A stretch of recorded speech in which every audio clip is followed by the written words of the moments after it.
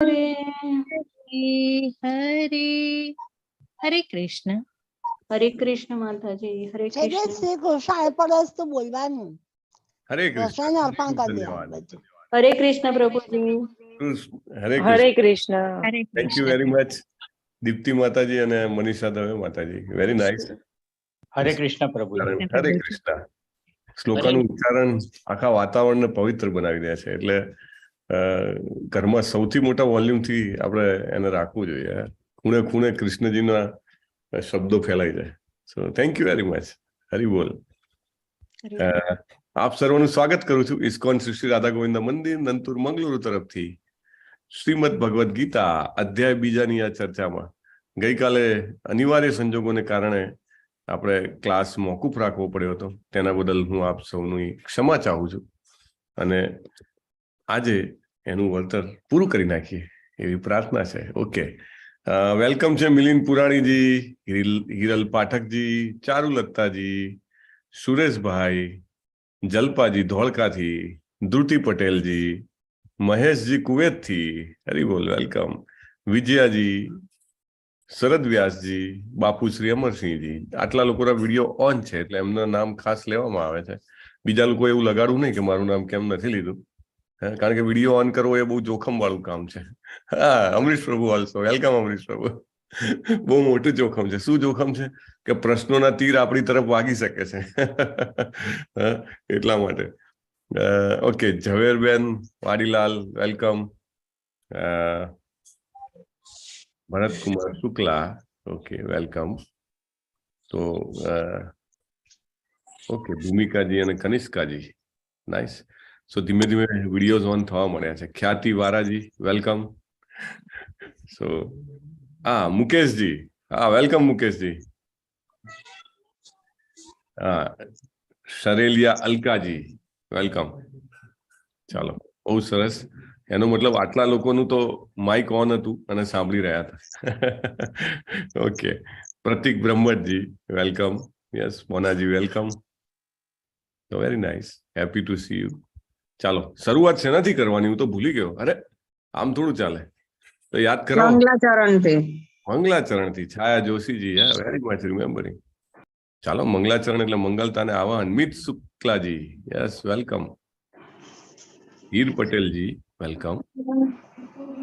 ચાલો, હું શેર કરું છું મંગલાચરણ, અને તમારે તમારી જગ્યાએ ગાવાનો પ્રયત્ન કરવાનો છે. ને કારણ કે મંગલાચરણ જે છે ને એ અદ્ભુત મંગલતા લાવે છે જીવનમાં.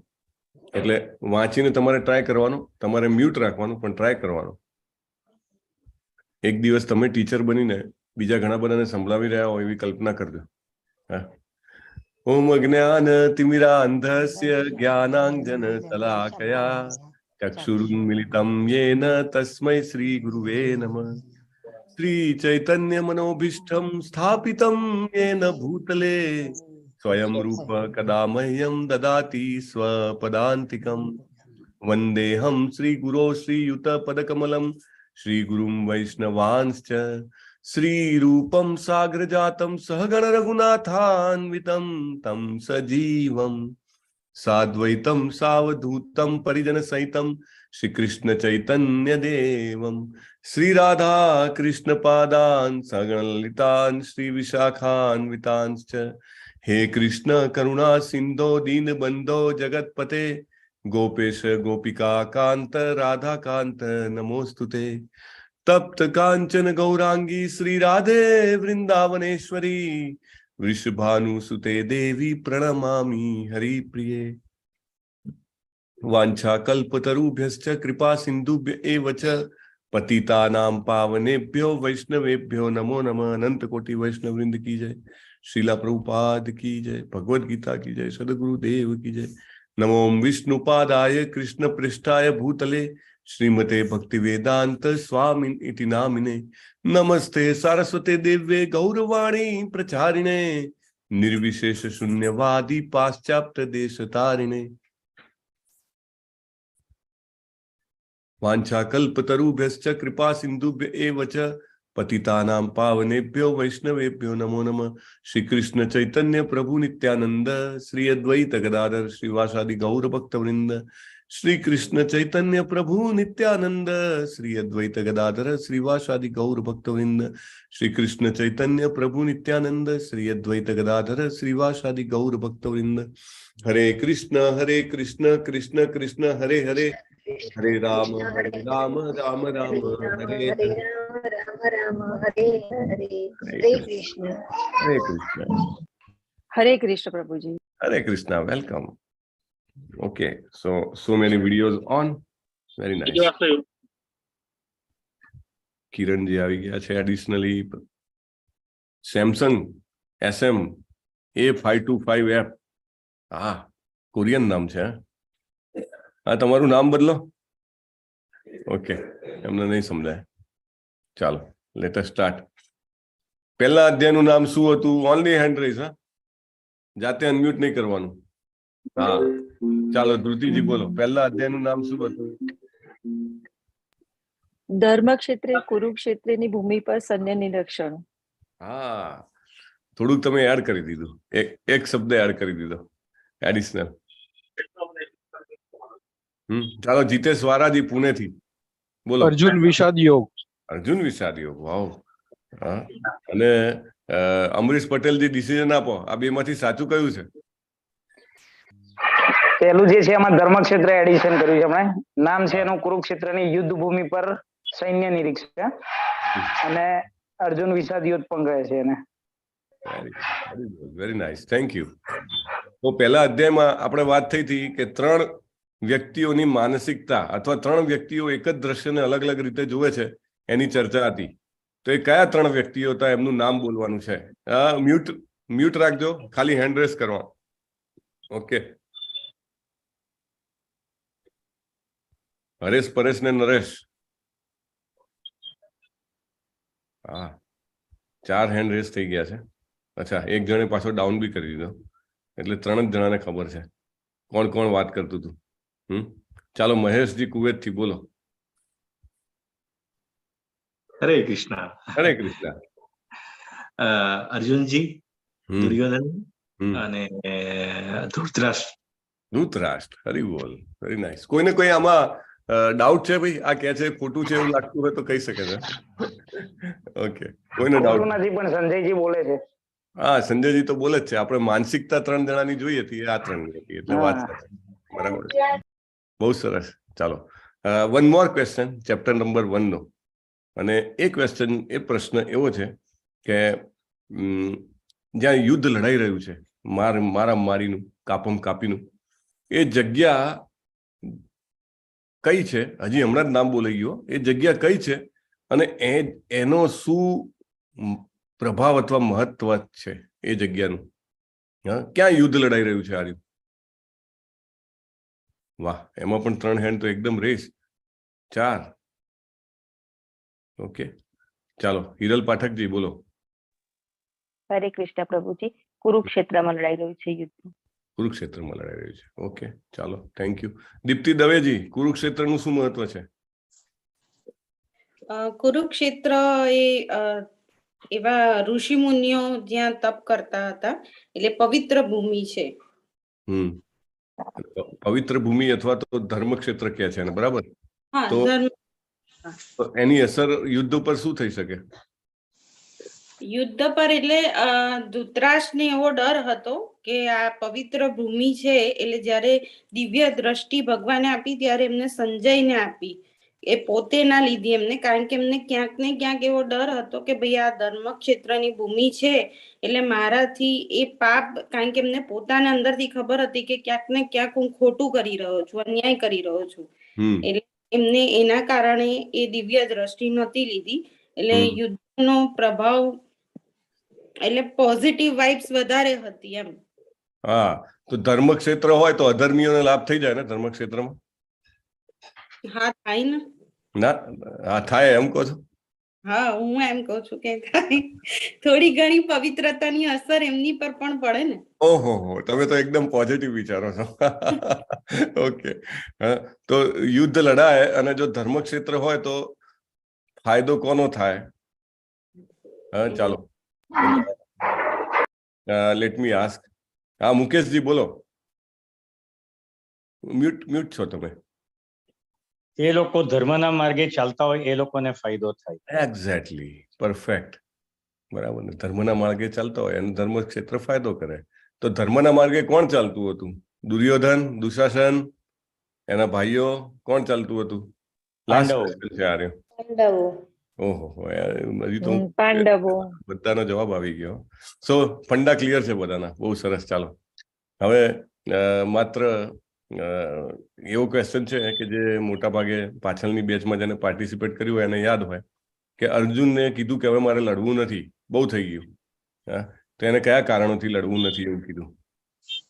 એક જણે એક જ કારણ બોલવાનું અને જાતે નહીં, હું કહું એટલે જ બોલજો, બહુ જ ક્લિયરલી. 5 જણાએ 5 જવાબ આપવાના છે, કારણ કે 5 જ કારણ કીધા હતા. એટલે કોઈની પાસે 6ઠું, 7મું, 8મું હોય તો ડાઉટફુલ છે. હો, ઓકે. તો ચાલો લેટ અસ સ્ટાર્ટ. વિજયાજી બોલો. કરુણા. કરુણા, વેરી ગુડ. શું કરુણા એમને કોના તરફ હતી? કરુણા એમને કરુણા હતી કે આટલા બધા લોકોનું ડેથ થઈ જશે યુદ્ધમાં, મતલબ એક દિવસ માટે શા માટે આટલું બધું, મતલબ આટલા લોકોની જાનહાનિ, આટલા જીવોની પ્રાણ શા માટે જવા જોઈએ? નંબર 1. ઓકે, ચાલો બીજું કારણ શું હતું? ઝંખના બારોટજી બોલો. કોઈ આનંદ નથી લડવા માટે. કોઈ આનંદ નથી. કેમ આનંદ નથી? તો કે હું જીતી જાઉં તોય મારી જોડે જે મને જે પ્રેમ કરે છે એ લોકો તો મારી જોડે હશે નહીં ને મને બિરદાવવા માટે. તો પછી એમાં આનંદ શું છે? ઓકે. નંબર 3, તમારા તો 2 કારણ બોલાઈ ગયા લાગે છે, એટલે ધ્રુતિ પટેલજી હાથ ઊંચો નીચો કરી દીધો. હા, બોલો ત્રીજું કારણ શું છે? એને પાપ લાગશે. પાપ લાગશે એટલે કે મને પાપ લાગશે કે હું આ યુદ્ધ કરીશ તો હું બધાને મારીશ તો મને પાપ લાગશે. સાચી વાત છે. Very nice. ઓકે. ચોથું કારણ શું છે? બાપુ શ્રી અમરસિંહજી. અનિર્ણયતા છે પ્રભુજી. શું છે? અનિર્ણયતા એટલે કે અનિર્ણયતા. એ તો 5મું કારણ છે, કઈ વાંધો નહીં, તમે ચોથા ઉપર લઈ આવ્યા, ઇટ્સ ઓલ રાઈટ. તો હજી એક કારણ બાકી છે. Let me ask. ચાલો મિલિંદ પુરાણીજી બોલો. કૌટુંબિક પરંપરાનો નાશ થાય. કૌટુંબિક પરંપરાનો નાશ થાય છે. બહુ સરસ, ધન્યવાદ. સો ઓકે, આપણે પ્રેઝન્ટેશનની શરૂઆત કરીએ છીએ. બહુ સરસ ઇન્ટરેક્શન છે ભગવાન અને અર્જુન વચ્ચેનું, અને એટલું જ સરસ ચિત્રો છે ને. પ્રભુપાદે એમના અમેરિકન જે શિષ્યો હતા ને એમને શીખવાડ્યું પહેલા તો કે પોશાક કેવો હોય, ભારતીય પોશાક અથવા તો જે આધ્યાત્મિક પોશાક. કારણ કે આપણો પોશાક એટલે ખાલી ભારતનો નથી, એ આધ્યાત્મિક વિશ્વમાં પણ એ પોશાક પહેરવામાં આવે છે. આધ્યાત્મિક વિશ્વ શું છે આપણે આગળ જયારે ગોલોકાચાર્ય જોઈશું ત્યારે એમાં આવશે. તો ત્યાં આગળ જે છે એ પહેરવામાં આવે, પિતાંબર છે, ખેસ છે, એ બધું. અને પ્રભુપાદે એમને સમજાવ્યું મુકુટ કેવો હોય, હાર કેવો હોય, બાજુબંધ કેવા હોય, કમરપટ્ટો કેવો હોય, બખ્તર કેવું હોય, તો એ બધું સમજાયું ને એમના પ્રમાણે એ લોકોએ ચિત્ર દોર્યા. શરૂઆતમાં એમને બરાબર આવડતું નહોતું, પણ પછી જેમ જેમ દોરતા ગયા એમ એ લોકો બહુ સારા ચિત્રકાર થઈ ગયા, નામચીન ચિત્રકાર થઈ ગયા. એનીવે, ચાલો બીજા અધ્યાયનું નામ ગીતાનો સાર છે. અર્જુને ન લડવાના 5 કારણો આપ્યા એ આપણે જોઈ ગયા છીએ. અને જેવા અર્જુને શસ્ત્ર મૂકી દીધા ને, ધૃતરાષ્ટ્ર તો એટલો ખુશ થઈ ગયો. આહા, મજા પડી ગઈ કે સામેના પક્ષનો મેઇન ફાઇટર એ જ બેસી ગયો પાણીમાં. દાખલા તરીકે તમને યાદ હોય તો બહુ ટાઈમ પહેલા ઇન્ડિયાની ક્રિકેટ ટીમમાં સચિન તેંડુલકર હતો, રાઈટ? હવે સચિન ઓપનિંગમાં આવે ને આઉટ થઈ જાય એટલે સામેની ટીમને એમ થાય કે બસ હવે તો લગભગ જીતી ગયા, રાઈટ? એના જેવું. એટલે કે જો અર્જુન બેસી ગયો અને અર્જુન નહીં લડે તો અમારી જીત પાકી જ છે. કદાચ એવું થશે કે થોડીક મિનિટમાં, મે બી 10-20 મિનિટ, અડધો કલાકમાં તો ફેંસલો આવી જશે અને આપણા હાથમાં રાજ્ય આવી જશે. એટલે છે જ, પણ હવે જશે નહીં એમ. એટલે ધૃતરાષ્ટ્ર જે છે એ બહુ ખુશ થઈ જાય છે, પણ એમની ખુશી ઉપર ઠંડુ પાણી રેડી દે છે. કોણ રેડી દે છે? એમની બાજુમાં કોણ છે? દુર્યોધન છે? એક મિનિટ, સંજય છે. યસ, હિરલ પાઠકજી કહે છે સંજય છે. તો સંજયજી છે. ચાલો લેટ અસ સી. તો ધૃતરાષ્ટ્રની ખુશી જે છે એનાથી સહેવાતી નથી. એટલે સંજય કહે છે કે ભાઈ તમે બહુ ખુશ ના થશો, એમની બાજુમાં છે ને શ્રી કૃષ્ણ છે. અને એ દુનિયાના સૌથી મોટામાં મોટા મોટિવેટર છે. સૌથી વધુ પ્રેરણા અને પ્રોત્સાહન આપનારા વ્યક્તિ એ છે. એકચ્યુઅલી મોટિવેશનની આખી ગંગા જે છે ત્યાંથી નીકળી છે. ચારે બાજુ જે અત્યારે સેલ્ફ હેલ્પની બુક્સ અને જાત જાતનું પર્સનલ મોટિવેશન્સનું ઘણું બધું ઇન્ફોર્મેશન જે સર્ક્યુલેટ થતી હોય છે, એકચ્યુઅલી એ સૌથી પહેલા શ્રી કૃષ્ણજીએ સર્ક્યુલેટ કરેલી છે. એટલે કહે છે કે તમે બહુ ખુશ ના થશો, હમણાં જ અર્જુન માની જશે અને હમણાં જ એ લડવા મળશે. એટલે ભગવદ્ ગીતા એ બીજું કાંઈ નથી, પણ ભગવાન જે છે એ અર્જુનને તૈયાર કરી દે છે લડવા માટે, અને એના દ્વારા આપણને બધાને બહુ જ મહામૂલું જ્ઞાન આપે છે. પણ અર્જુનને લડવાનું છે કોની સામે? એના પિતામહ સામે. પિતામહ ભીષ્મ જે છે એ અર્જુનના સૌથી આદરણીય વ્યક્તિ હતા. બાળપણથી એને જોયું હતું કે આખું જે હસ્તિનાપુરનું સામ્રાજ્ય હતું એ માત્ર એક જ વ્યક્તિના ખભા ઉપર ટકેલું હતું, અને એ હતા ભીષ્મ પિતામહ. અને આખી દુનિયામાં એમ કહી શકાય કે સૌથી વધુ પરાક્રમી વ્યક્તિ હતા ભીષ્મ પિતામહ. અને એમની જેને કહેવાય ને કે એમની છત્રછાયામાં આખું સામ્રાજ્ય જે છે એ ચાલી રહ્યું હતું. એટલે એ રીતે એમને જોયેલા. બીજું, એમને પ્રેમ પણ ખૂબ કરતા. અર્જુન અને પાંડવો જયારે બહારથી રમીને આવે અને ખૂબ એમના પગ ગંદા હોય તો પણ દોડતા દોડતા આવે તો ભીષ્મ પિતામહ જે સફેદ કપડાં પહેરતા હતા એમના ખોળામાં ચડી જાય. ભીષ્મ પિતામહ બિલકુલ ના પાડે અને એમની સફેદ દાઢી ઉપર હાથ ફેરવે. પિતાજી પિતાજી આજે તો અમે આવું રમ્યા, પિતાજી પિતાજી અમે આજે આવું કર્યું. અને ભીષ્મ પિતામહ ખૂબ પ્રેમથી એના માથામાં હાથ ફેરવતા ફેરવતા કે હું તારો પિતાજી નથી, હું તો તારો પિતામહ છું. અને આ રીતે એમને લાડ લડાવે. એટલે અર્જુનને એના પ્રિયમાં પ્રિય સૌથી આદરણીય વ્યક્તિ સાથે લડવાનું હતું. બીજું, ગુરુ દ્રોણાચાર્ય. ગુરુ દ્રોણાચાર્ય પાસેથી એને શસ્ત્રની વિદ્યા મેળવી હતી. અને અત્યારે જેવું નહીં, અત્યારે તો છોકરાઓ બહાર નીકળે સ્કૂલમાંથી તો એને પોતાના ટીચર પ્રત્યે બહુ જ જેને કહેવાય ને કે ગુસ્સો હોય કે કોઈક વાર સામે આવી જાય ને તો કે હું બતાવી દઉં કે ઘણા લોકો તો યાદ રાખતા હોય કે આને મને આ સજા કરી હતી તો હવે મારે એને બતાવી દેવું છે, રાઈટ. સો અત્યારનો ને ત્યારનો આખો સમયમાં ડિફરન્સ હતો. ને અર્જુન જે છે એ જાણતો હતો કે ઘણા બધા એવા શસ્ત્રો જે દ્રોણાચાર્યજીએ મને શીખવાડ્યા છે એવા ક્યારે એમને બીજા કોઈ શિષ્યને નથી શીખવાડ્યા. ઇનફેક્ટ અમુક તો નોલેજ એવું હતું કે જે એમણે પોતાના પુત્ર અશ્વત્થામાને પણ નહોતું આપ્યું. અશ્વત્થામા પણ એ ક્લાસમાં જ હતો, પણ માત્ર અર્જુનને આપ્યું હતું. કારણ કે અર્જુન એટલો બધો જેને કહેવાય કે ઇન્ટરપર્સનલ સ્કિલમાં પણ બહુ આગળ હતો. મન મોહી લે એવા હતા. એટલું સરસ એમનો વર્તાવ, એમના વિચારો, એમની એકાગ્રતા, એમની ડિસિપ્લિન બહુ જ પાવરફુલ હતી. આપણે આગળ અર્જુનજીનું ગ્લોરિફિકેશન જોઈશું, રાઈટ. એમનું એ કેટલા મહાન હતા. તો અર્જુનજીને એવા ગુરુ સાથે લડવાનું છે. પછી ભાઈઓ અને કાકાઓ ને જે કોઈ પણ છે એ તો બધા અલગ અલગ છે, પણ મુખ્ય આ બે વ્યક્તિ. હવે તમને ખ્યાલ હોય તો તમારા જીવનમાં જ્યારે તમને કોઈ એવું કહે ને કે તમે જેને પ્રિય માનતા હો અથવા તો તમે જેને આદર આપતા હો એ વ્યક્તિને જઈને તમે બે કડવા વેણ કહી આવો તો તમે ના કહી શકો, right. It is very difficult કે તમારે કોઈને જઈને કંઈ તમારા જે પ્રિય વ્યક્તિ હોય એને કંઈ જઈને કંઈક એમનું અપમાન કરવું કે એને નુકસાન પહોંચાડવું એ ના થઈ શકે ને. અર્જુનને એ કામ કરવાનું હતું. એટલે તમે વિચારી શકો છો કેટલું કઠણ હોય. તમે અજાણી વ્યક્તિને કાંઈ પણ કહી શકો કે ચાલો કંઈક જરૂર છે ને કહેવું પડશે તો કહી દઈશ, અથવા તો જેની પ્રત્યે તમને રોષ હોય અને તમે કાંઈ પણ કહી શકો. પણ જેને તમે હૃદયપૂર્વક આદર આપતા હો અને તમારા માટે સૌથી વધુ જેને કહેવાય કે વંદનીય વ્યક્તિ હોય એની ઉપર હુમલો કરવો વેરી ડિફિકલ્ટ, રાઈટ. તો એ કામ જે છે અર્જુને કરવાનું છે. તો ભૂતકાળમાં આવું કામ કોને કોને કરવાનું કીધું હતું? કે કોણ કોણ છે જેને આટલું કપરું કામ કરવું પડ્યું કે પોતાના જ સગા અથવા પોતાના જ આદરણીય વ્યક્તિ સાથે એને વિરુદ્ધમાં પડવું પડ્યું? એવા શાસ્ત્રમાં અનેક દાખલા આપેલા છે. તો કોઈ કહી શકે કે શું હતું? એવી કઈ કઈ ઘટનાઓ છે? તમારે હેન્ડરેસ કરવાનો છે અને એક જણે એક જ ઘટનાનું નામ લેવાનું છે, રાઈટ. અને ખાસ કરીને આ બધી ઘટનાઓની ચર્ચા આગળ પણ થયેલી છે. એટલે ઘણા બધા લોકો જેમને પહેલા એટેન્ડ કર્યું છે એમને ખબર હોય છે, રાઈટ. ઓકે, કેટલા હેન્ડ રેસ છે? 8 હેન્ડ રેસ છે. અને જૂની બેચના કેટલા પાર્ટિસિપન્ટ છે? તો કે ઓછામાં ઓછા 20. તો આવું તો ના ચાલે.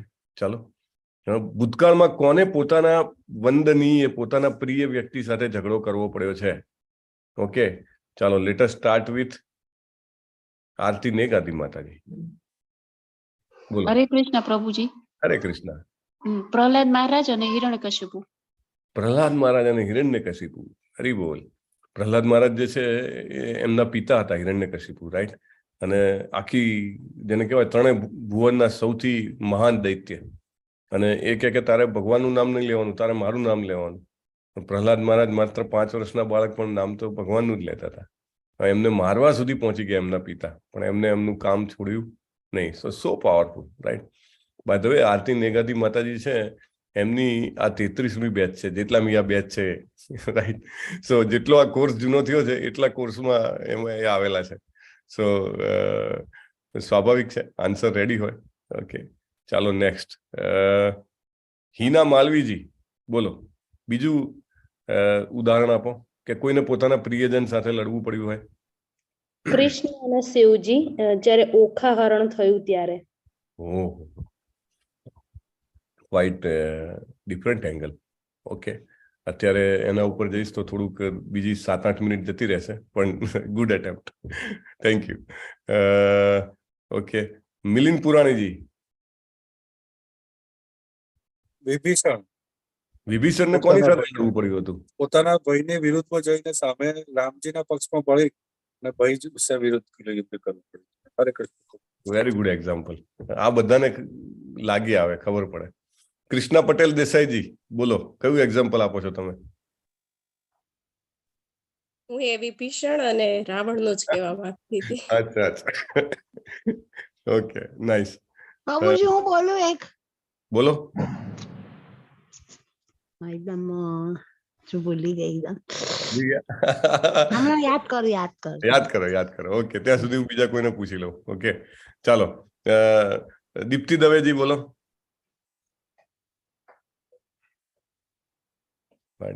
સુગ્રીવ અને વાલી. સુગ્રીવ અને વાલી, હા, બે ભાઈઓ હતા, રાઈટ? એમને એકબીજા સાથે ઝઘડવું પડ્યું ને. હા, બહુ સરસ, ધન્યવાદ. હા, પ્રભુ બોલો. બોલું? બોલી નાખો. હા, વિકર્ણ હતો ને કૌરવ હતો, પણ એ છેવટે બધું પાંડવોમાં જતો રહે છે, એટલે એના ભાઈઓ જોડે લડ્યો કેવાય ને. હા, એ લડ્યો તો જયારે દ્રૌપદીજીનું વસ્ત્રારણ થાય છે ત્યારે એને ના પાડી હતી, એટલે અગેન્સ્ટમાં હતો. સાચી વાત છે, બહુ સરસ, ધન્યવાદ. સો હા, વિલાસ વિસ્પુતે પ્રભુ. હરે કૃષ્ણ પ્રભુજી. આ કવર થઈ ગયું એકચ્યુઅલી. હા, કવર થઈ ગયું. Very good, thank you. Lalit Kumar Ved પ્રભુ. હરે કૃષ્ણ પ્રભુજી. હરે કૃષ્ણ. બ્રહ્માજી અને સનત કુમાર. હા, બ્રહ્માજી અને સનત કુમાર. તો સનત કુમાર શું હતા? બ્રહ્માજીના પુત્રો. હા, અને બ્રહ્માજી શું આદેશ આપે છે કે સંતતિ, હા, પૃથ્વીનો ફેલાવો કરો, પૃથ્વી ઉપર જીવોનો ફેલાવો કરો. અને એ લોકો ના પાડે છે કે અમારે તો ભગવત પ્રાપ્તિ કરવાની છે. માતાજીનું માઇક ચાલુ થઈ છે. ઓકે, બહુ સરસ, સાચું એક્ઝામ્પલ છે. દીપ્તિ દવેજી, કઈ કહેવાનું છે? એક્ઝામ્પલ 1 2 3. લોવર હેન્ડ કરવાનો રહી ગયો, સોરી. Thank you. ચાલો, મહેશજી કુવૈત થી. હરે કૃષ્ણ. આમ તો બધા આવી ગયા, પણ એક ખાલી પૂછ્યું, આ રાજા દશરથ નું રામને વનવાસ આપવો એ ગણી શકાય આવું? ઓકે, હાયર પર્પસ માટે. ઓકે, હાયર પર્પસ માટે પ્રાણ જાય પર વચન ન જાય, હે ને? વચન માટે થઈને ભગવાન જે છે એ ત્યાગ કરે છે અયોધ્યાનો. બહુ સરસ. Okay, nice. મુકેશજી. તો બધા આવી ગયા છે, પણ I am just using my logic. I don't know whether I am right or wrong. તમે મને કરેક્ટ કરજો. એક તો શ્રી કૃષ્ણ ભગવાને કંસ સાથે કરવું પડેલું, એના મામા જ હતા, એ ભલે અધર્મી હતો, યુદ્ધ તો કરવું જ પડેલું ને. ઓકે, ઓકે, નાઇસ, ગુડ પ્રભુ. સારું લોજિક લડાયું છે. જંખનાજી, બોલો. બોલી ગયા. બ્રાહ્મણ પત્ની યાજ્ઞિ બ્રાહ્મણ પત્ની. બહુ સરસ. કૃષ્ણા બુક જેને વાંચ્યું એના ઉદાહરણ ખબર હોય. કૃષ્ણ બલરામજી ભૂખ્યા થાય છે, હા, રમતા રમતા એમના દોસ્તો સાથે, પેલા બ્રાહ્મણો યજ્ઞ કરતા હોય છે, એમની પાસે જાય છે તો કે યજ્ઞ થઈ રહ્યા પછી મળશે. અને પછી બ્રાહ્મણની પત્નીઓ પાસે જાય છે તો એ પત્નીઓ તો તુરંત આપી દે છે કે કૃષ્ણ બલરામ ક્યાંથી? જે યજ્ઞેશ્વર છે, યજ્ઞના અધિપતિ છે, એમને જ બધું આપી દે છે. બહુ સરસ. ચાલો, અમરીશ પટેલ પ્રભુ, એનીથિંગ ટુ એડ? હિરણાક્ષ ને બહુલાક્ષ યાદ છે, પણ એનો બીજો ભાઈનું નામ ભૂલાઈ ગયું છે. હરિયાક્ષ ને બહુલાક્ષ. બહુ સરસ. ધન્યવાદ. પ્રભુજી હું બોલું હવે? હા બોલો ને. કોઈ બોલી નાખે એટલે બલિરાજા હા બલિરાજા અને શુક્રાચાર્ય પોતાના ગુરુનું એ તો જોરદાર ડ્રામેટિક છે નહીં? એટલે ગુરુના બળથી એ ત્રણેય ભુવનના રાજા બન્યા, કારણ કે ગુરુની પાસે પેલી મૃત સંજીવની વિદ્યા હતી. એટલે જે કોઈ પણ સૈનિકો ઇન્દ્ર સાથેની લડાઈમાં મરી જાય એની ઉપર મંત્ર ભણીને પાણી છાંટે એટલે બધા પાછા જીવતા થઈ જાય. ઇન્દ્ર માર્યા જ કરે ને પેલા નવા બન્યા જ કરે. એટલે એમ કરતા કરતા છેવટે ઇન્દ્રને હરાઈ દીધો અને બધા સ્વર્ગ સુધીનું બધું લઈ લીધું. અને પછી એને એમ લાગે છે કે ના, આ તો બધું જરા બળથી લીધું, હવે જરા કાયદેસરથી લઈએ. એટલે યજ્ઞ કરાવતા હોય છે. અને એમાં ભગવાન જે છે વામનજી બનીને આવે છે, કારણ કે ઇન્દ્રના માતા જે છે એમને તપ કર્યું હોય છે કે મારા છોકરાને પાછું તમે રાજ્ય આપી દો, અને કે બલિને મારી નાખો. તો ભગવાન કે બલિને તો ના મરાય, એના ગુરુના રક્ષણમાં છે, પણ કે હું કંઈક કરું છું, ચાલ. અને પછી ભગવાન વામનજી બનીને માગવા જાય છે અને એ કે છે 3 પગલા જમીન જોઈએ છે. અને બલિરાજા જે છે એ આપવા તૈયાર થાય છે. તો શુક્રાચાર્ય કે છે જોજો આને આપતા, આ તો નારાયણ છે, કે બધું લઈ લેશે તમારું. હા, તો બલિરાજા કે નારાયણ હોતો તો આપવું જ છે કે હું તો કે પ્રહલાદ મહારાજના છોકરા વિરોચનનો પુત્ર, અને કે હું શું કામ ના પાડું. એટલે ગુરુને ના પાડે છે, ગુરુની સામે એમને આવવું પડે છે ભગવાનની સેવા કરવા માટે. રાઈટ? યસ. વિજયાજી કઈ છે એક્ઝામ્પલ? ધ્રુવ મહારાજ. હા, એમના પિતાજીની એમને સામ્રાજ્ય જોઈતું હોય છે અને એમના પિતાજી ના પાડે છે. ચાલો, યસ. ઉર્મિલાજી? હનુમાનજી ને એમના પુત્ર મકરધ્વજ એવું કંઈક. ઓકે. અને ભગવાન રામ ને લવકુશ નું પણ યુદ્ધ તો થયેલું જ ને. અચ્છા. એ વખતે અમને ખબર નથી, નહીં તો એ તકલીફ ન શકાય, હે ને? ઓકે, ચાલો. અલકાજી કઈ એડ કરવાનું છે કે બહુ બધા એક્ઝામ્પલ આવી ગયા? નહીં, હાથ પારો એક્ઝામ્પલ આવી ગયા. બોલો. 1 2 3 4. મારું એડ પ્રભુજી. હા બોલો. શ્રીલ પ્રભુપાદજી. એમને કોની સાથે કરવું પડ્યું હતું? પરિવાર છોડ્યો, સારામાં સારું ધન હતું બધું છોડ્યું અને પરિવાર છોડ્યો. બહુ સરસ, પરફેક્ટ. અને સનાતન ગોસ્વામી, રૂપ ગોસ્વામી, હા, એ ચીફ મિનિસ્ટર અને ફાઇનાન્સ મિનિસ્ટર હતા. હાજી. અને બહુ સરસ. અને નામાનિષ્ઠ પ્રભુ પણ આવે જ ને પ્રભુજી. હરી બોલ. એમને પોતાનું બધું છોડ્યું જ છે ને. યસ, વેરી નાઇસ પ્રભુ. સો આમાં લડાઈ કોની સાથે કરવી પડી એ આપણો પ્રશ્ન છે. તો ઘણા બધા પોતાના પ્રિયજનો સાથે લડવું પડ્યું છે.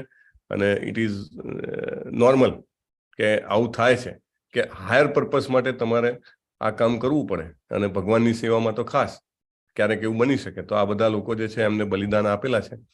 રાવણ, વિભીષણ, શુક્રાચાર્ય, બલિ મહારાજ, યાજ્ઞિક પત્નીઓ, અને આ બધા જ મહાન લોકો. રાઈટ? ચાલો, ચૈતન્ય મહાપ્રભુનું પણ નામ છે આમાં. Let S C. આ અધ્યાયના 5 ભાગ છે. અર્જુનની અનિર્ણાયકતા, આત્માનું વિશ્લેષણ, નિયત ફરજો, નિષ્કામ કર્મયોગ અને સિદ્ધાત્માના લક્ષણો. વાવ, મસ્ત શ્લોક છે. આ શ્લોકને ભગવદ્ ગીતાનો સાર કહેવામાં આવે છે. અને આ એક જ શ્લોકમાં આપણે આધ્યાત્મિક પૂર્ણતા મેળવવાની ચાવી છે. આધ્યાત્મિક પૂર્ણતા મેળવવાની ચાવી? હા, કારણ કે પહેલું વાક્ય વાંચો. ગુજરાતીમાં શું લખ્યું છે? ચાલો, આમ કોણ વાંચશે? હા, વિડીયો ઓન છે, વાંચી શકે છે. બોલો વિજયાજી, વાંચો. ગુજરાતીમાં લખેલું પહેલું વાક્ય આ સ્લાઇડમાં શું છે? અર્જુન કૃષ્ણના હા, અર્જુન કૃષ્ણને શરણે જાય છે. એટલે આખી ભગવદ્ ગીતાને એક જ શબ્દમાં કહેવી હોય તો ભગવત શરણાગતિ. જ્યારે જીવ શરણાગતિ લે છે ત્યારે બધી જવાબદારી કૃષ્ણ સ્વીકારે છે. Right? It is only a matter of surrender. The moment a person surrenders, the whole responsibility Krishna takes. Right? ભગવાન આગળ કહેશે, અનન્યાસ ચિંતયંતો મામ યે જના પર્યુપાસતે તેસા નિત્યાભિયુક્તા નામ, ખાલી જગ્યા પૂરો, યોગક્ષેમમ વહામ્યહમ. એટલે જે ના હોય એની પ્રાપ્તિ અને જે છે એનું રક્ષણ બંને હું કરું છું. કોણ? તો કે જે એમના શરણે જાય એનું. તો બહુ સરસ. અર્જુન અહીંયા આગળ, અત્યાર સુધી તો અર્જુન એવું માનતો હતો કે હું એમનો ફ્રેન્ડ છું, મિત્ર છું, ને હું રથી છું, ને આ સારથી છે. અને ભગવાન અને કહેતો હતો કે રથને જરા વચ્ચે લઈ લો, મારે જોવું છે કોણ કોણ લડવા આવ્યું છે. પણ રથને ભગવાન જેવો વચ્ચે લઈ જાય છે, ભીષ્મ પિતામહ અને દ્રોણાચાર્યની સામે મૂકે છે, અર્જુન જુએ છે ચારે બાજુ અને અર્જુનને બધું જ યાદ આવી જાય છે. આ મારા દાદા, એમને મને કેટલો લાડ આપ્યો છે, આ મારા ગુરુ, એમને મને કેટલું શીખવાડ્યું છે, એમની સામે મારે લડવાનું. અને અર્જુન જે છે એ 5 કારણો આપીને લડવાનું મૂકી દે છે અને આ રીતે બેસી જાય છે. બહુ સરસ શ્લોક છે, અદ્ભુત શ્લોક છે. Let me ask some participant to recite. Who can recite this verse? હા, ચાલો. હરે કૃષ્ણ પ્રભુજી, હું કરું? હા, ચાલો. કાર્પણ્ય દોષો અપત સ્વભાવઃ પૂછામિ ત્વામ ધર્મ સમૂઢ ચેતા યદ શ્રેયસા નિશ્ચિતમ બ્રૂમિ તન્મે શિષ્યતે અહમ શાદિમામ ત્વામ પ્રપન્નમ. હરે કૃષ્ણ પ્રભુજી. હરે કૃષ્ણ, ધન્યવાદ. યસ, વાંચો ચલો તમારે. યસ, માહી और महक माताजी, यू कैन सिंग. माही माताजी. अरे बोलो. कार्पण्य दोषो पहत स्वभाव पृच्छामि त्वां धर्म सम्मूढ चेता यच्छ्रेयस्यान्विषितं ब्रूहितन्मे शिष्यस्तेऽहं साधिमां त्वां प्रपन्नम्. हरि बोल, हरि बोल. Very nice, very nice. You C, બાળકોને નાનપણથી શીખવાડવું જોઈએ. તમને બધાને વિનંતી છે, તમારા ઘરના જે બાળકો હોય અને આપણા ગુજરાતીમાં પણ ક્લાસ ચાલે છે, 8 PM જ ચાલે છે. યુ કેન પુટ ધેમ. તો અર્જુન જે છે કન્ફેશન કરે છે. ડોક્ટર પાસે જાઓ ને તમે એમ કહો કે મને શું થાય છે તમે જ નક્કી કરી લો, હું નહીં કહું. તો ડોક્ટર શેનો ઇલાજ કરે? માથાના દુખાવાનો ઇલાજ કરે, પેટના દુખાવાનો ઇલાજ કરે, શેનો ઇલાજ કરે? અર્જુન બહુ ક્લિયરલી કહે છે કાર્પણ્ય દોષો, મને બહુ જ કાર્પણ્યતા આવી ગઈ છે. પૃચ્છામિ ત્વામ ધર્મ સમૂઢ ચેતા, મને ખબર નથી પડતી કે ધર્મ શું છે, અધર્મ શું છે. હું એકદમ મૂળતા આવી ગઈ છે મારામાં. તમે મને કે તમે મને કહો કે મારે શું કરવું જોઈએ. અને યત શ્રેય, આ એક બહુ મહત્વનો શબ્દ છે. યત શ્રેય, તમને મારું શ્રેય શેમાં છે ખબર છે, રાઈટ? અને શ્રેય અને પ્રેય આ બંને એકબીજાના વિરોધી શબ્દ છે. શ્રેય એટલે કે કલ્યાણ. કલ્યાણ એટલે શું? તો કે હંમેશા માટે શાશ્વત રીતે મારું સારું શેમાં છે. એવું નહીં કે અત્યારે ટેમ્પરરી મને સારું લાગે, હંમેશા માટે લોંગ ટર્મ બેનિફિટ શું છે મારો. અને પ્રેય એટલે કે અત્યારે સારું લાગે પણ ભવિષ્યમાં ખરાબ થઈ શકે, રાઈટ? તો એને પ્રેય કહેવાય. દાખલા તરીકે એક સ્ટાન્ડર્ડ એક્ઝામ્પલ છે કે આવતીકાલે કંઈક મોટી એક્ઝામ છે અને આજે વિદ્યાર્થી કંઈક મેચ જોવા બેસી જાય, કોઈ સારું મૂવી આવ્યું હોય જોવા બેસી જાય, તો અત્યારે તો સારું લાગશે, પ્રેય થઈ ગયું. પણ કાલે એક્ઝામ આપશે ત્યારે અથવા તો રિઝલ્ટ આવશે ત્યારે એને અફસોસ થશે, તો એ નુકસાન છે. પણ શ્રેય જે હોય એ અત્યારે વાંચે અને પછી એને ફાયદો મળે છે. સો અર્જુન કહે છે મારું શ્રેય તમને ખબર છે, તમે મને એ કહો. યત શ્રેયસ્યાન નિશ્ચિતમ બ્રૂહિતન મેં, ભગવાનને મારું શ્રેય ખબર છે એવી એક શ્રદ્ધા હોવી ને, આ બહુ મોટી વાત છે. જ્યાં સુધી વ્યક્તિને એવી શ્રદ્ધા ના હોય કે મારું શ્રેય શેમાં છે, મારું કલ્યાણ શેમાં છે, એ ભગવાનને ખબર છે કે નહીં, અથવા ખબર હોય તો એ મારા માટે કરશે કે નહીં એવો ડાઉટ હોય, ત્યાં સુધી એનું સારું નથી થતું. ભગવાન એની બાગડોર હાથમાં નથી લેતા. જ્યારે તમે એમ નિશ્ચિત રીતે કહો કે ના તમને ખબર જ છે મારું સારું શેમાં છે અને તમે જ નક્કી કરો મારે શું કરવાનું, તો ભગવાન ચોક્કસ લગામ હાથમાં લે છે. ઇવન જ્યારે દુર્યોધન અને અર્જુન બંને જ્યારે કૃષ્ણજી પાસે યુદ્ધ પહેલા મદદ માંગવા માટે જાય છે, તો અર્જુનજી જે છે એ કૃષ્ણજીને સિલેક્ટ કરે છે અને દુર્યોધન તો જતો રહે છે. હાથ આપણી પાસે તો આખી સેના આવી ગઈ, એક અક્ષોણી સેના. દુર્યોધન જાય છે, પછી કૃષ્ણ કહે છે અરે તું મૂર્ખો છે કે શું? હું લડવાનો નથી યુદ્ધમાં, હું ખાલી સપોર્ટ કરવાનો છું, તો મને કેમ માગ્યો? મારા બદલે સેનાને માગી લેવી હતી. અર્જુન શું કહે છે? મારે તો ક્યારની ઈચ્છા હતી કે મારા જીવનની લગામ બાગડોર મારે તમારા હાથમાં મૂકવી હતી, તો આવો મોકો આવેલો હું કેમ જવા દઉં, રાઈટ? તો અર્જુન કહે છે તમને ચોક્કસ ખબર છે મારું શ્રેય શેમાં છે. યત શ્રેયસ્યાન નિશ્ચિતમ બ્રૂહિતન મેં. અને પછી પોઝિશન ચેન્જ કરે છે કે કદાચ કૃષ્ણને એવું લાગે કે હું ખાલી એમ જ કહું છું, ના, હું ખરેખર દિલથી કહું છું. શિષ્યસ્તે અહમ, સીધા શિષ્યત્વ સ્વીકારે છે.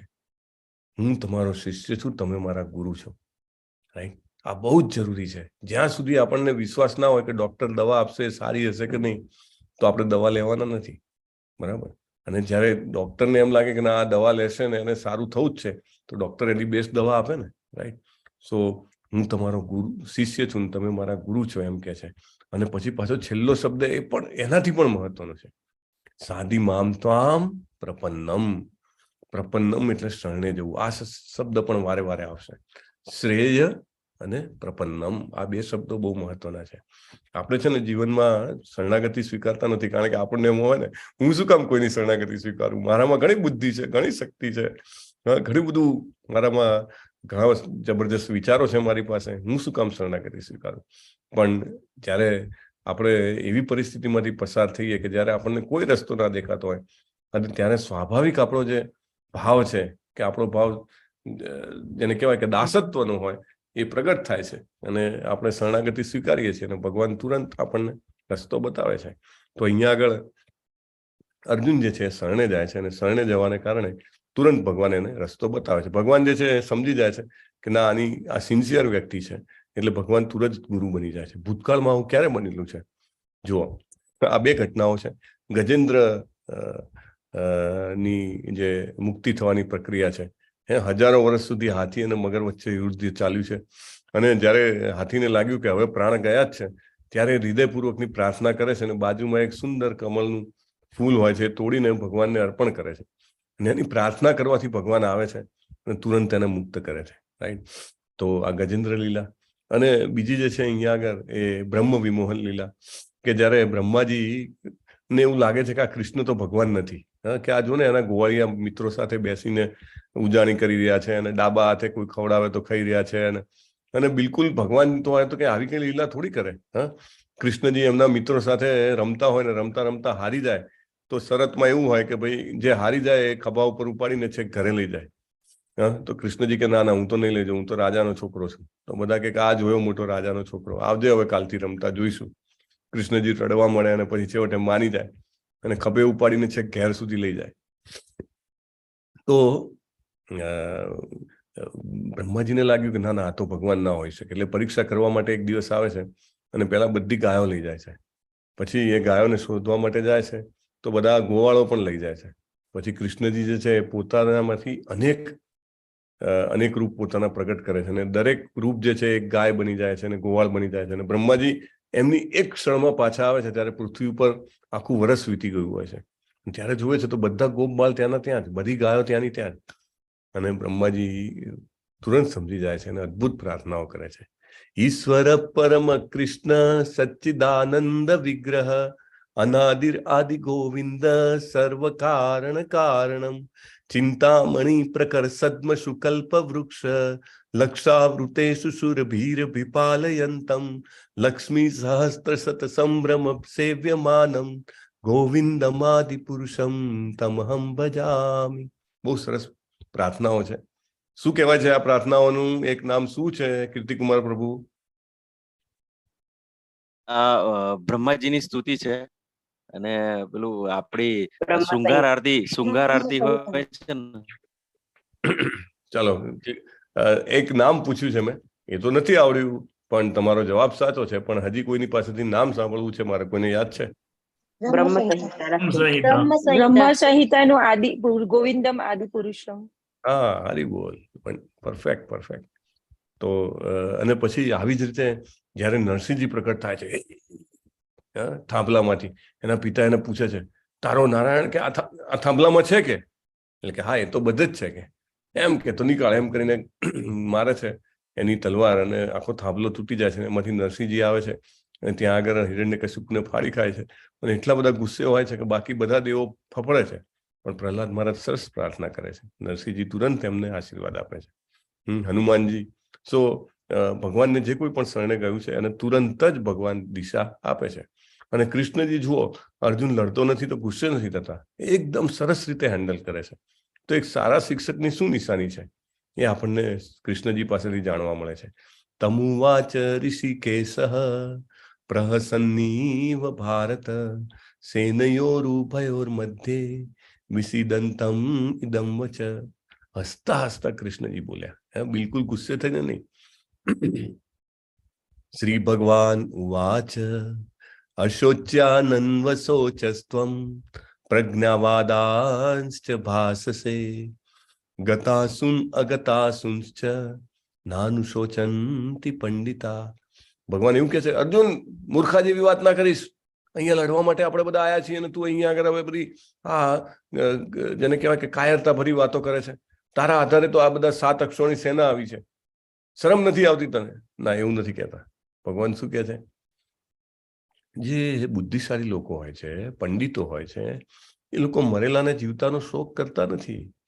તો આમ તો વાતો મોટી મોટી પંડિતો જેવી કરે છે, પાપ પુણ્ય ને બધું કોણ? પંડિતો જ કરે ને. પણ તું આ મરેલાને જીવતાનો શોક કેમ કરે છે? એટલે ભગવાન જે છે અર્જુનને બ્રેક નથી કરતા, જસ્ટ બેન્ડ કરે છે. આખું પહેલું ચેપ્ટર ચાલ્યું ત્યાં સુધી ભગવાન કશું બોલતા નથી. એ ત્યારે જ બોલે છે જ્યારે અર્જુનજી જે છે એમ કે છે કે શિષ્યસ્તે હમ સાધિમામ ત્વામ પ્રપન્નમ. તો આ ખાસિયત છે. અહીંયા આગળ આપણે ઇન્ડિયામાં તો બધા જ જે છે ને સલાહ આપવા માટે તૈયાર. કોઈ માગે કે ના માગે, 4 જણા તૈયાર હોય કે આમ આ જગ્યાએ જવું છે, કેવી રીતે જવું, 4 અલગ અલગ રસ્તો બતાવે ને 4 દરેકના ફાયદા ને ગેરફાયદા કે. પણ કૃષ્ણજી પાસેથી શીખવાનું છે, ક્યારે બોલો? જ્યારે સાંભળવા તૈયાર હોય ત્યારે બોલો. પછી અર્જુન જયારે આવું વર્તન કરે છે તો ભગવાન એની ઉપર તૂટી નથી પડતા. પ્રહસન્નીવ, હસતા હસતા જવાબ આપે છે. પછી ટૂંકમાં બધા જ 5 પ્રશ્નોના જવાબ આપી દે છે. એવું નહીં કે ગોળ ગોળ ગોળ ગોળ જલેબી પાડે છે. અને હંમેશા અર્જુનને પ્રોત્સાહન કરે છે. હંમેશા એમને, જેને કહેવાય ને કે જેને પણ શીખવાડતા હો અથવા કંઈક આપતા હો તો એનું મનોબળ વધારવું જોઈએ. આપતા હોય તો એને લેવાની ભાવના થવી જોઈએ નહીં. અને પછી છેલ્લે 17મા અધ્યાયમાં 18મા અધ્યાયમાં તો કહે છે કે મેં તો તને જે કહેવાનું તું કહી દીધું, હવે તારી જેમ ઈચ્છા હોય એમ કર, તને જેમ યોગ્ય લાગે એમ કર. એટલે એની ઉપર બંધન પણ નથી નાખતા. એટલે ભગવાન જે છે સૌથી સારા શિક્ષક છે. પણ જ્યારે પણ કૃષ્ણજી બોલે છે ભગવદ્ ગીતામાં ત્યારે એવું કે છે શ્રી ભગવાન ઉવાચ. એવું નથી લખતા કે કૃષ્ણ ઉવાચ, એવું નથી લખતા કે દ્વારકાધીશ ઉવાચ. એવું લખે છે શ્રી ભગવાન ઉવાચ. જેટલી પણ વાર બોલ્યા શ્રી ભગવાન ઉવાચ, શ્રી ભગવાન ઉવાચ, શ્રી ભગવાન ઉવાચ. આવું કેમ કરે છે? તેનું કારણ છે કે કૃષ્ણજી જે છે એ પૂર્ણ પુરુષોત્તમ પરમેશ્વર ભગવાન છે. તો ભગવાન શબ્દ શું છે? તો ભગવાન શબ્દને 2 રીતે સમજી શકાય. પહેલી રીત છે કે ભગવાન શબ્દની વ્યાખ્યા. દરેક શબ્દની વ્યાખ્યા હોય ને તેવી રીતે ભગવાન શબ્દની પણ એક વ્યાખ્યા છે. વ્યાખ્યા કેવી રીતે બને? તો એની સંધિ છૂટી પાડવી પડે. ચાલો હું તમને ક્વિક ક્વેશ્ચન પૂછું છું, ઓકે? અને અનમ્યુટ જાતે નહીં કરતા, હું પૂછું એટલે કહેજો. દયાવાન શબ્દની સંધિ છૂટી પાડી અને એના ઉપરથી એનો અર્થ સમજાવો. હેન્ડ રેઝ કરજો. દયાવાન. યસ, હેતલ માતાજી બોલો. હરે કૃષ્ણ પ્રભુજી. હરે કૃષ્ણ. દયાવાન એટલે દયાને ધારણ કરનાર વ્યક્તિ. હા, સંધિ દયા વત્તા વાન. દયાવાન. ઓકે, ચાલો નેક્સ્ટ ક્વેશ્ચન. જ્ઞાનવાન સંધિ છૂટી પાડો. અરે આવા બધા સહેલા પ્રશ્નો કેમ પૂછો છો? ખરેખર લોજિક છે આનું એટલે પૂછું છું. ચાલો, જ્ઞાનવાન કૃષ્ણા પટેલ દેસાઈજી બોલો. જ્ઞાન વત્તા વાન, જ્ઞાનને ધારણ કરનાર. જ્ઞાનને ધરાવનાર, બરાબર છે. નેક્સ્ટ શ્રદ્ધાવાન શરદ વ્યાસ પ્રભુ બોલો. મ્યુટ છો તમે. જે શ્રદ્ધા ધરાવે છે તે શ્રદ્ધાવાન, બરાબર છે. વિજયાજી તમારો પ્રશ્ન જરા ડિફિકલ્ટ છે. ઉદાહરણ તમારે જ આપવાનું છે અને સમજાવવાનું તમારે જ છે. બીજા કોઈ વાન વાળા સમજાવો. મારુતિ વાન વાળા નહીં. અઘરું છે, નથી મળતું. ઇક્વલ ઇન્સ્ટન્ટ નથી યાદ આવતું. નથી યાદ આવતું. સૌંદર્યવાન. યસ, સૌંદર્ય વત્તા વાન. પછી નિષ્ઠાવાન. નિષ્ઠા વત્તા વાન. જ્ઞાનવાન. અહીંયા આવી ગયું જ્ઞાનવાન તો હું બોલ્યો ને.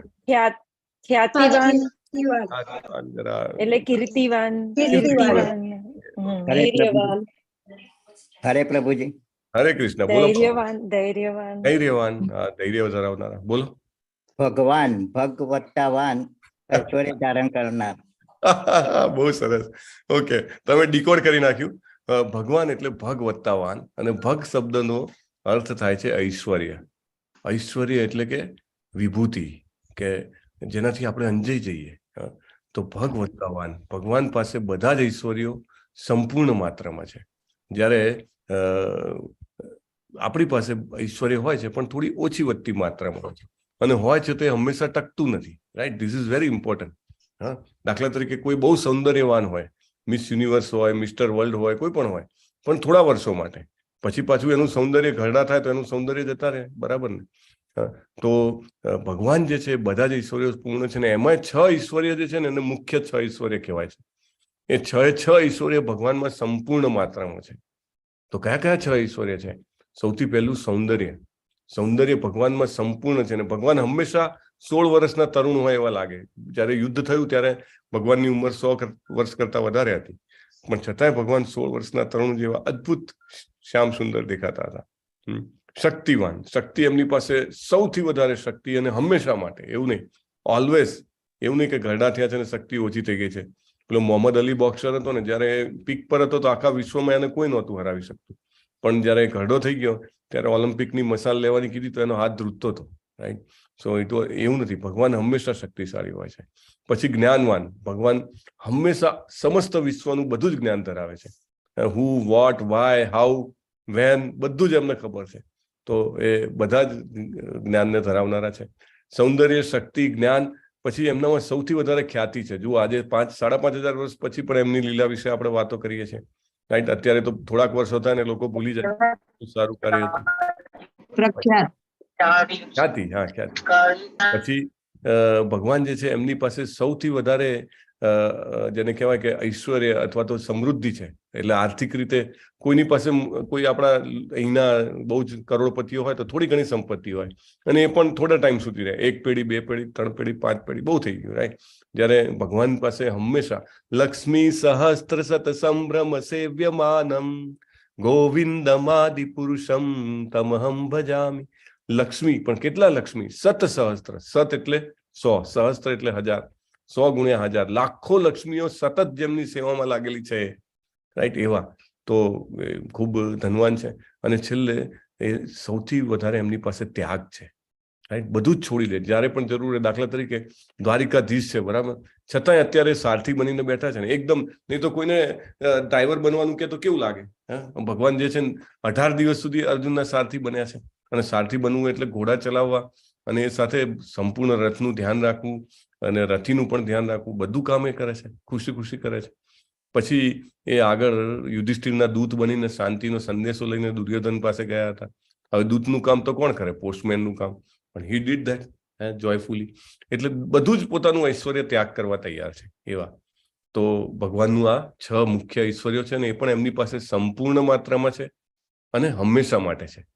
એટલે ભગવત્તાવાન, 6 ઈશ્વરીઓ જેમની પાસે છે એ. અને બીજી વ્યાખ્યા છે જે શ્રીમદ ભાગવતમમાં આવે છે કે તમારે આધ્યાત્મિક સાક્ષાત્કાર કરવો હોય તો એ સાક્ષાત્કાર 3 સ્ટેજમાં થઈ શકે. બ્રહ્મેતિ, પરમાત્મેતિ, ભગવાનેતિ શબ્દતે. તો સૌથી પહેલો સાક્ષાત્કાર, દાખલા તરીકે તમે કોઈ બહુ સરસ જેને કહેવાય ને કે હવા ખાવાના સ્થળે ગયા છો, ત્યાં જબરદસ્ત પર્વતો છે, તો તમે દૂરથી જુઓ તો પર્વતો ઉપર તમને વાદળા દેખાય. પછી તમે ચાલતા ચાલતા ચાલતા જાઓ પાસે તો તમને દેખાય કે ઝાડ પણ છે પર્વતોની આજુબાજુમાં, એની ઉપર ઝાડ પણ છે.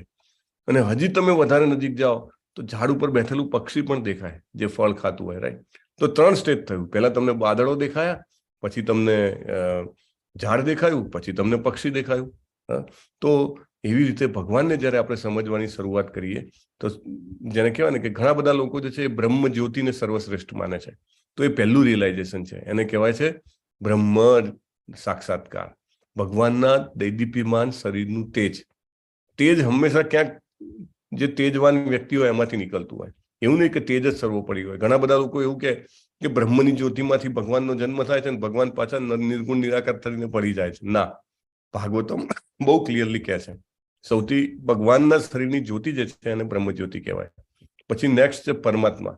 પરમાત્મા સ્વરૂપે ભગવાન જે છે આપ દરેક જીવના હૃદયમાં રહેલા છે, ચતુર્ભુજ સ્વરૂપે, શંખ ચક્ર ગદા પદ્મ ધારણ કરીને. તો એ પરમાત્માનું રિયલાઇઝેશન. જે જ્ઞાનીઓ છે એ પરમાત્માનું રિયલાઇઝેશન કરે છે, યોગીઓ જે છે બ્રહ્મ સાક્ષાત્કાર કરે છે. અને એનાથી પણ આગળ જ્યારે જાય છે ત્યારે ભગવાનનો સાક્ષાત્કાર થાય છે. અને એ છે શ્યામ સુંદર દ્વિભુજ મુરલીધર સ્વરૂપ.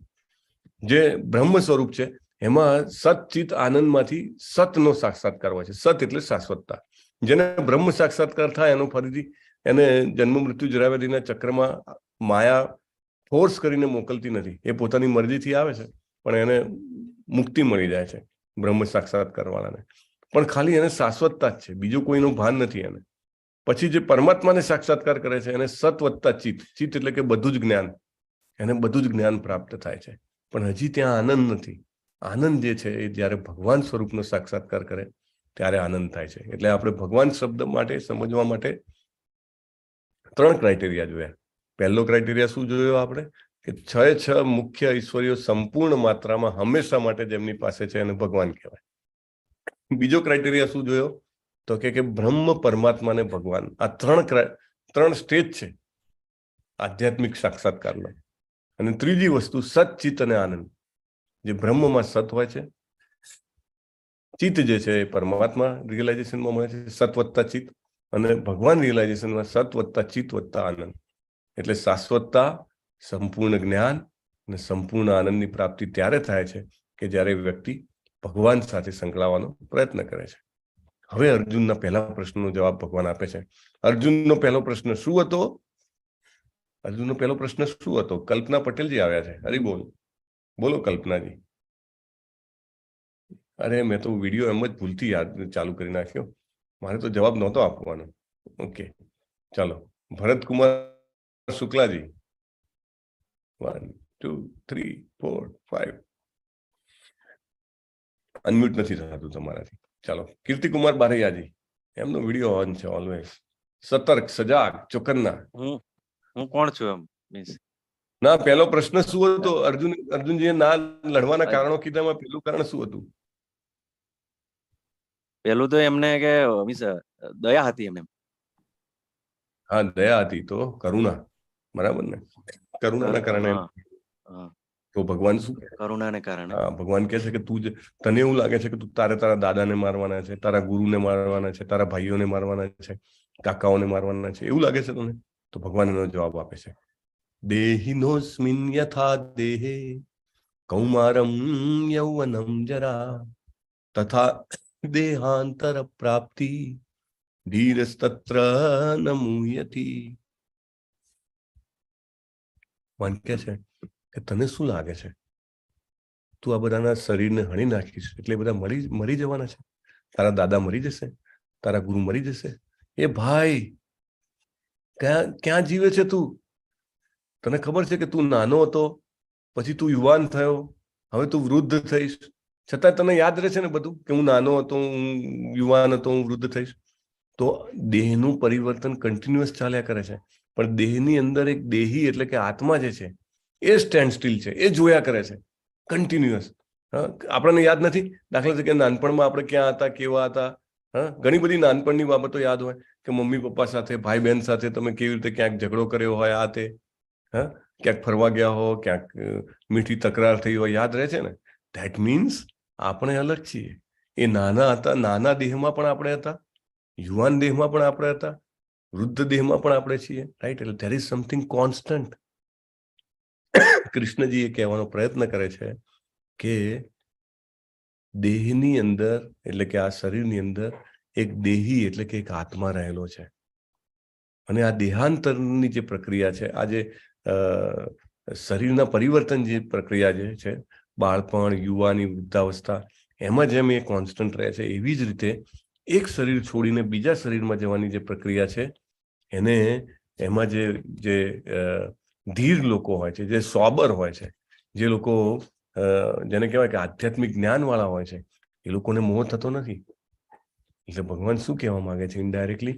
તારા દાદા, તારા ગુરુ, એ બધા તને એવું લાગે છે કે તે મારી નાખ્યા છે, પણ એકચ્યુઅલી તો એ માત્ર કપડા બદલવાના છે. કયા કપડા બદલવાના છે? ભીષ્મ પિતામહ અને દ્રોણાચાર્ય ને બધા ઓપન ટુ ઓલ, કોઈ પણ બોલી શકે છે. એક દેહમાંથી બીજા દેહમાં જવાના. દેહાંતરણ થવાનું. નહીં તો કે અત્યારે પીળા પહેર્યા છે, હવે કાલે લાલ પહેરી લેશે, કઈ પણ એકચ્યુઅલી ભગવાન કહે છે કે તું એમ વિચારે છે એમને મારી નાખીશ, પણ એ મરવાના નથી, કારણ કે આ તો સામાન્ય પ્રક્રિયા છે. તું નહીં મારે તો પણ વૃદ્ધાવસ્થા તો થઈ જ ગઈ છે, એટલે એ લોકોનું મૃત્યુ થઈને બીજું શરીર સ્વીકારવાના જ છે.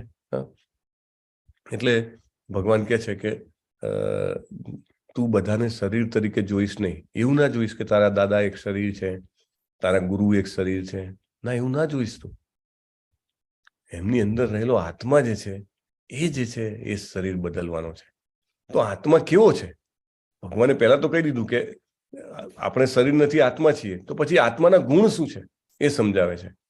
નૈનમ છિંદંતિ શસ્ત્રાણી નૈનમ દહતિ પાવક ન ચૈનમ ક્લેદયંત્યાપો ન શોષયતિ મારુતઃ. આત્માને કોઈ શસ્ત્રથી કાપી શકાતો નથી. એટલે અર્જુન કે હું હમણાં અગ્નેયાસ્ત્ર ચલાવીશ, હમણાં વરુણાસ્ત્ર ચલાવીશ, હમણાં વાયુ અસ્ત્ર ચલાવીશ. અત્યારે છે ને આપણી પાસે મોટે ભાગે જે કંઈ પણ ફાઇટિંગ થાય છે ને આપણે યુદ્ધો, એમાં અગ્નિ અસ્ત્ર જ હોય છે. બોમ્બ નાખે તો પણ અગ્નિ થાય ને મિસાઇલ નાખે તો પણ અગ્નિ થાય. એટલે હજી આપણા સાયન્સને બીજા અસ્ત્રોની ખબર નથી. પણ એ વખતે બધા જ અસ્ત્રો હતા કે એક સમજો વરુણાસ્ત્ર છોડે ને તો પેલું વાદળ ફાટ્યું હોય ને એક સાથે સમજો કે 20 ઇંચ વરસાદ પડી ગયો હોય, એટલું જબરજસ્ત પાણી થઈ જાય. અથવા વાયુ અસ્ત્ર ચલાવે તો એક સાથે સમજો કે 300 કિલોમીટરની ઝડપે પવન ફૂંકાય. એટલે દરેક ટાઈપના જેને કહેવાય કે અસ્ત્રો હતા. એટલે ભગવાન કહે છે કે નૈનમ છિંદંતી શસ્ત્રાણી, તું કોઈ પણ શસ્ત્ર છોડ. તારા દાદાનો જે આત્મા છે, તારા ગુરુનો જે આત્મા છે, તારા ભાઈઓનો જે આત્મા છે, એને કશી અસર થવાની નથી ભાઈ. વાય ડુ યુ વરી? નૈનમ છિંદંતી શસ્ત્રાણી. પછી કે નૈનમ દહતી પાવક, તું અગ્નેયાસ્ત્ર છોડીશ તને એમ થાય કે આ બધા સળગી જશે. ના, એ આત્માને તો અગ્નિ સળગાવી શકતો નથી. ન ચૈનમ ક્લેદયંતી આપો, પાણીથી એને ભીંજવી શકાતો નથી. તું વરુણાસ્ત્ર ચલાવી દઈશ ને બધા એમ કે તણાઈ જશે અથવા ડૂબી જશે. ના. અને ન શોષયતી મારુત, તું વાયુ અસ્ત્ર ચલાવીશ અને આ બધા ફૂંકાઈ જશે. ના, કારણ કે એ તો એમના શરીરને જે કાંઈ પણ થશે, એમને પોતાને તું મારી શકવાનો નથી. This is wonderful. કૃષ્ણજી જે છે એ ડાયરેક્ટ રૂટ ઉપર એટેક કરે છે. એવું નથી કહેતા કે કાંઈ વિચારીશ નહીં ને મેં કીધું એટલે તું લડવા માંડ. ના, એની પાછળનું લોજિક સમજાવે છે કે શું કામ હું તને કહું છું તું એમને માર. એટલે આ રીતે એને કહે છે કે તારી કરુણા છે ગેરવ્યાજબી છે. કારણ કે તારી કરુણા એ ભાવ ઉપર આધારિત છે કે આપણે શરીર છીએ, રાઈટ? પણ આપણા આમાંથી કોઈ પણ જે છે શરીર નથી, આ બધા તો આત્માઓ છે. એટલે તું કરુણા કોની ઉપર કરે છે? શરીર ઉપર કરુણા કરે છે? એની તો કાંઈ જરૂર નથી. કે તો પહેલા પ્રશ્નનો જવાબ આપ્યો. બીજો પ્રશ્ન શું હતો ભગવાનનો, અર્જુનનો? કે અહીંયા તો કઈ મજા નથી. તો ભગવાન બહુ સરસ જવાબ આપે છે. હતો વા પ્રાપ્સ્યસી સ્વર્ગ જીત્વા વા ભોક્ષ્યસે મહિમ તસ્માત ઉત્તિષ્ઠ કૌંતેય યુદ્ધાય કૃત નિશ્ચય. શું કે છે કે તું જીતીશ તો પૃથ્વીનું સામ્રાજ્ય મળશે તને. એ વખતે આખી પૃથ્વી ઉપર સમ્રાટ એક જ હતા. હસ્તિનાપુરથી રાજ્ય ચાલતું હતું આખી પૃથ્વી ઉપર. ખાલી ભારતમાં નહીં, આખી પૃથ્વી ઉપર રાજાઓ ઘણા બધા હોય પણ સમ્રાટ એક જ હોય, ચક્રવર્તી સમ્રાટ. તું જીતી જઈશ તો આખી પૃથ્વીનું સામ્રાજ્ય મળશે. અને દાખલા તરીકે યુદ્ધ કરતા કરતા મૃત્યુ પામીશ તો આ ભૂમિ કઈ છે? ધર્મક્ષેત્ર છે. અહીંયા આગળ ધર્મની લડાઈ કરતા કરતા જો તું મરીશ તો તને સ્વર્ગની પ્રાપ્તિ થશે. ક્ષત્રિયોમાં એવું હોય છે, ખબર છે કે ક્ષત્રિયો જો પોતાના ધર્મની લડાઈ લડતા લડતા મૃત્યુ પામે તો એને એટલું જ પુણ્ય અને એટલો જ ફાયદો થાય છે જ્યારે કોઈ બ્રાહ્મણ કે કોઈ તપસ્વી જે છે એ તપ કરતા કરતા પોતાનું શરીર છોડી દે, બહુ જ સરસ જીવન જીવતા જીવતા એટલો જ ફાયદો એને થાય છે. પેલો પણ સ્વર્ગમાં જાય, આ પણ સ્વર્ગમાં જાય છે. એટલે ભગવાન કહે છે કે તારું મૃત્યુ થશે, તું સ્વર્ગમાં જઈશ. તારે તો બે હાથમાં લાડુ છે, તું શું કામ ખચકાય છે ભાઈ?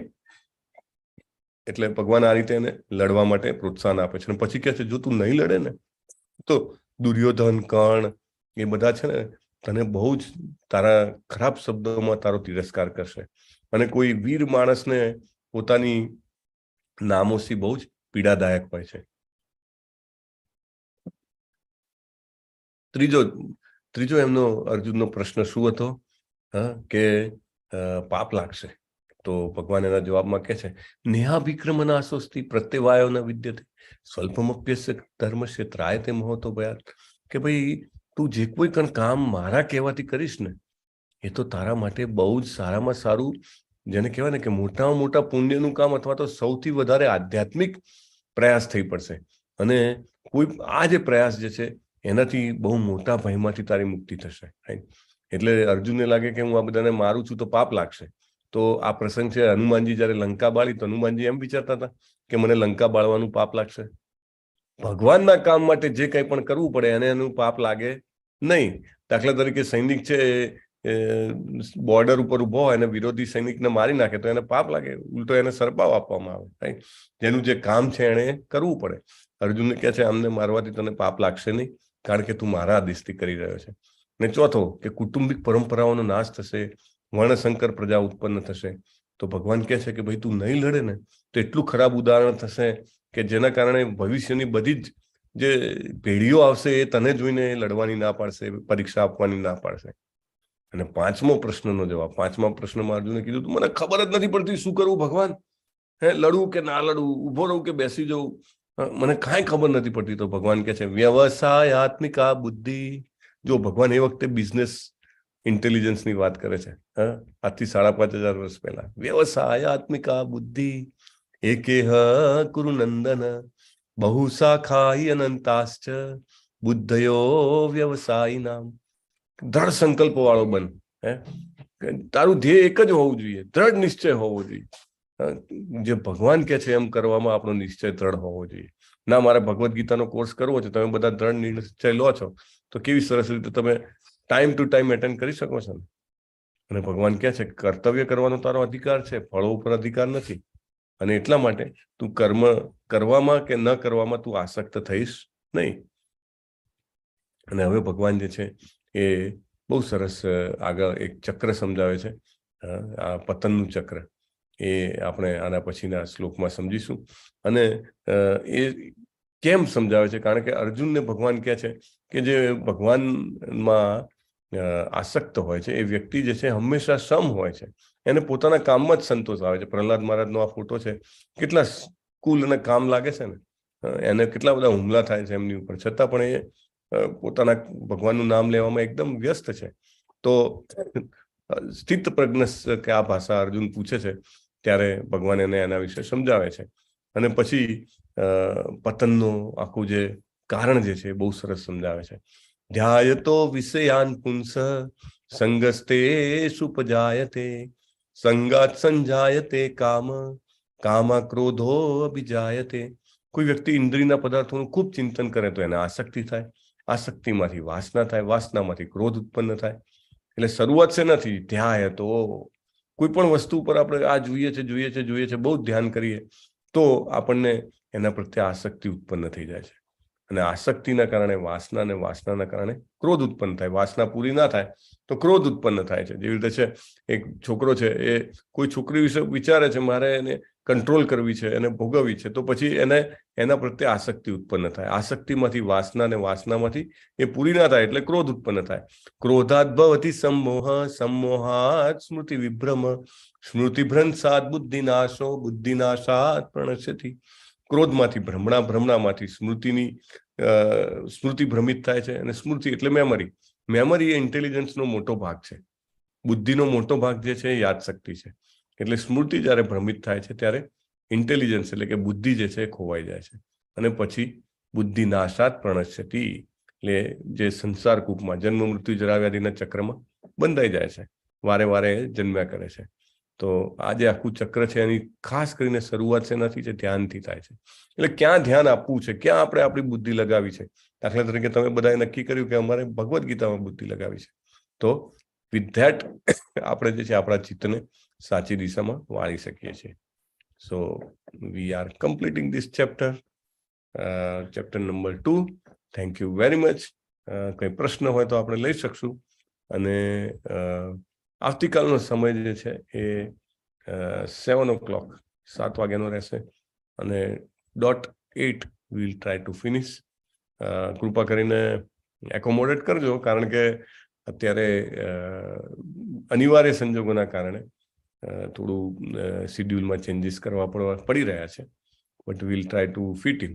આપણે 18 ચેપ્ટર જે છે 18 દિવસમાં પૂર્ણ કરવાનો પૂરેપૂરો પ્રયત્ન કરીશું. તો આજના ચેપ્ટરમાં જે કંઈ પણ જોયું છે એના ક્વેશ્ચન કાલે પણ પૂછવામાં આવશે, તો યાદ રાખી લેશો. ટુ સ્ટાર્ટ વિથ કાર્પણ્ય દોષો, એ શ્લોકમાંથી પણ પ્રશ્ન આવશે. પછી ભગવાનને આપણે ભગવાન શબ્દને સમજ્યા એનો પણ પ્રશ્ન પૂછવામાં આવશે. અને એ પછી 5 પ્રશ્નોના જે જવાબ આપ્યા એ પણ પૂછીશું. અને પતનનું ચક્ર. So at least this much you should know. Hare Krishna. Okay, મેસેજીસમાં કાંઈ છે? 5 મેસેજીસ છે. ઓકે, ઓકે ફાઇન, ચાલો.